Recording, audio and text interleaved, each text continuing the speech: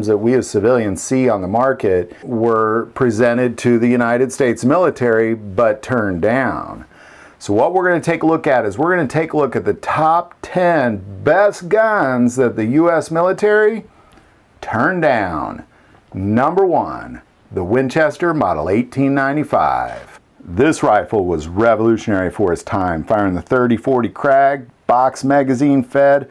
What an awesome firearm this was, designed to replace the Model 1894 with bigger and faster firing.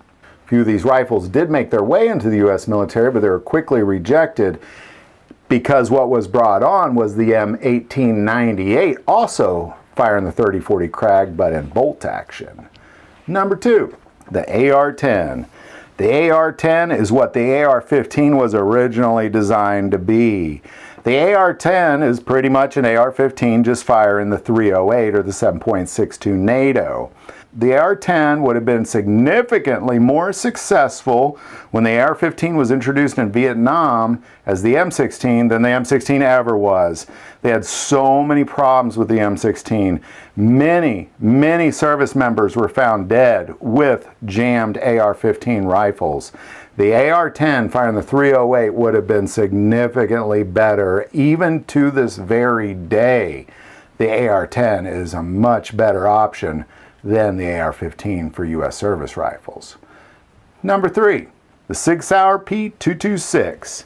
The 226 was a variant of the original 220, then the 225, but as the United States was looking for a double-stacked 9mm handgun to replace the M1911, Sig Sauer introduced the Sig P226. What a fantastic handgun. Still today, the best handgun that Sig Sauer makes. But the P226 was rejected for the Beretta 92. Number 4, the Swiss-made Schmidt Rubin M96. When the U.S. military was looking for a firearm, when they adopted the M1898 bolt rifle firing the 30-40 Krag, Schmidt Rubin out of Switzerland submitted the M96 to the U.S. military. Now, I believe this is the most accurate military rifle that was made before the 1980s. The Schmidt Rubin M96 is still today one of the most accurate bolt rifles ever made, and it's a much faster straight pull design than a 4-motion bolt. And unfortunately, this awesome Swiss rifle was rejected also for the M1898. But it was only a few years later that Springfield 1903 then replaced it. Number 5, the Browning High Power. I mean, come on, it's the Browning High Power. How could the Browning High Power not replace the M1911? The Browning High Power has been the sidearm of militaries around the world and is renowned as being the very first and the most successful of these double-stacked 9mm handguns that were coming out during this trial period. But of course, the Browning High Power was also beat out by the Beretta 92. Number 6, the Mauser 98. Similarly to the Schmidt Rubin, it was also introduced to be the U.S. service rifle. The Mauser 98 is believed to be the best bolt-action rifle possibly ever made in the history of bolt rifles. Many modern bolt rifles taking designs from the Mauser 98, but the Mauser 98, just like the Schmidt Rubin, was declined for the M1898. Number 7, the Glock 17. Many service members around the world will argue that the Glock is the best sidearm on the market right now for military and police. Why has the Glock 17 never been brought on by the U.S. military?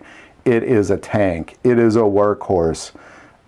Truly understanding why the U.S. military hasn't picked up a Glock at some point as their primary sidearm just kind of blows me out of the water. It's something I don't know if I'll ever understand, and I believe there's more than just Beretta was better than Glock, because Beretta 92 is not better than a Glock 17, and I think all of us really know that to be true. I think there's a lot of politics in this. For whatever reason, Glock has just kind of been brandished from the U.S. military. Number 8, the H&K VP70. Dang, this firearm is awesome. When people brought their sidearms to replace the 1911, H&K brought the VP70. It was a double stack 9mm, just like all the others. The big difference being the H&K VP70 predated the Glock 17 by having a polymer frame. It was really one of the first most successful polymer frame handguns, predating again Glock.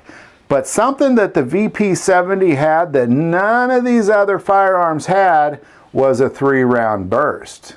That is very significant when it comes to a military sidearm, and none of the other firearms had it.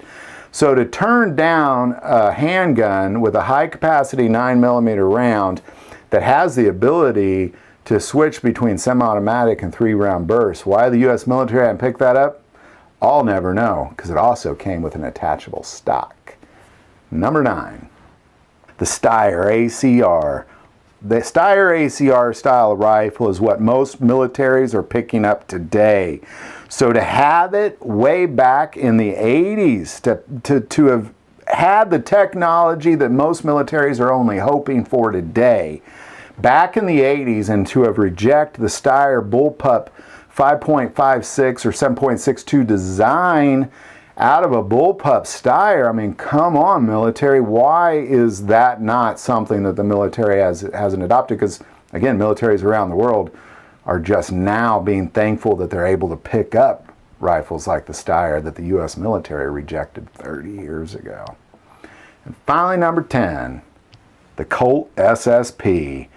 The Colt SSP, what an amazing gun. This is Colt's take essentially on really a CZ75 design. Ultimately what Colt did was they were trying to, again, they were producing a handgun that would replace the M1911. And the Colt SSP was exactly that. It was a double stack 9mm, but much like the beloved Sig P210 and the CZ75, it was an internal rail design. But this Colt SSP, it is a darn shame that this one got away. That this is a pistol that, you know, I've even looked for these online. I can't even find any for sale anywhere. But man, if I ever came across a Colt SSP, I'm going to nab it up quick. And I wish the military would have thought of similar thoughts. So there you go. There's what I believe to be the 10 best guns that the U.S. military has turned down. Love to hear your thoughts on all this. I'm sure there's some I didn't mention. Put it in the comments below. If you like this video, click like and subscribe.